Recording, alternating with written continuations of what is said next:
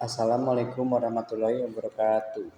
Perkenalkan, nama saya Noval Jadi Taufik dari Prodi Manajemen dengan NIM 289225511. Di video kali ini, saya akan membahas tentang Outlook Perekonomian Indonesia 2023 sebagai tugas ujian tengah semester mata kuliah Perekonomian Indonesia dengan dosen pengampu Bapak Darmenis SEMM. Yang pertama-tama, saya akan membahas tentang pengertian Outlook Perekonomian. Outlook Perekonomian Indonesia adalah rangkuman kegiatan ekonomi pemerintah yang berisi rencana pemerintah dalam melaksanakan perekonomian serta rencana-rencana pembangunan pemerintah serta kebijakan yang diambil pemerintah di tahun depan. Atau singkatnya, pengertian dari Outlook Perekonomian Indonesia ini adalah merupakan pandangan terhadap perekonomian Indonesia ke depannya dengan berpikiran untuk jangka waktu yang panjang. Outlook Perekonomian Indonesia 2023. Pada saat ini, perekonomian Indonesia sedang bangkit dengan menunjukkan pertahanan dan prospek yang baik dalam pertumbuhan dan ketahanan ekonomi. Pemerintah memperkirakan perekonomian Indonesia akan meningkat karena adanya dukungan dari konsumsi swasta, investasi, dan pertumbuhan ekspor.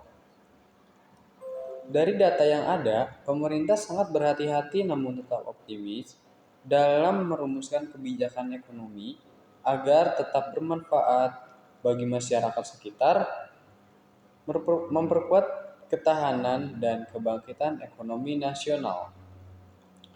Masyarakat seharusnya bisa ikut andil dalam kebangkitan perekonomian Indonesia, mengingat pada masa pandemi, perekonomian turun jauh di Indonesia bahkan di seluruh dunia.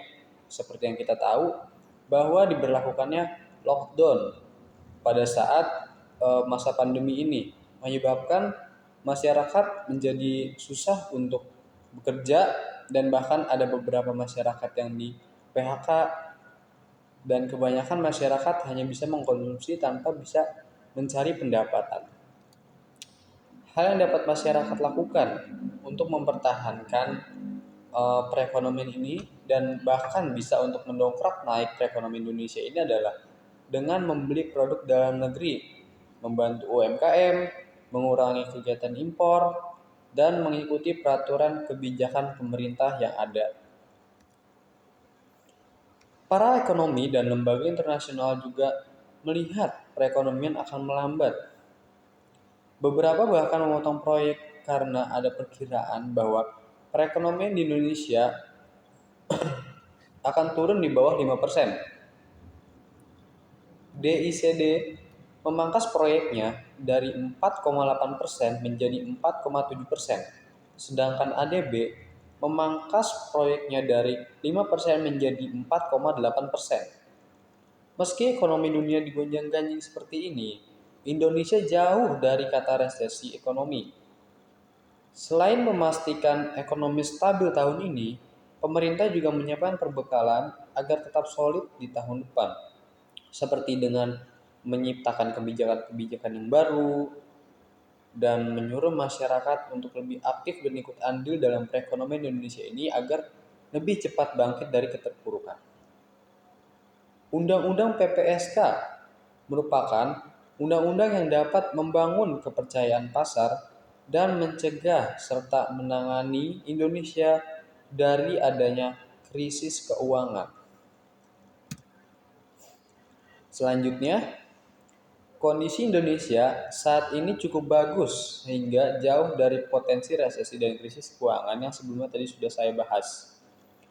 Adapun pemerintah juga resmi mencabut PPKM atau pembatasan yang seperti yang kita tahu merupakan kebijakan yang terjadi pada masa pandemi yang membuat masyarakat menjadi terbatas dalam melakukan kegiatan-kegiatan sehari-harinya.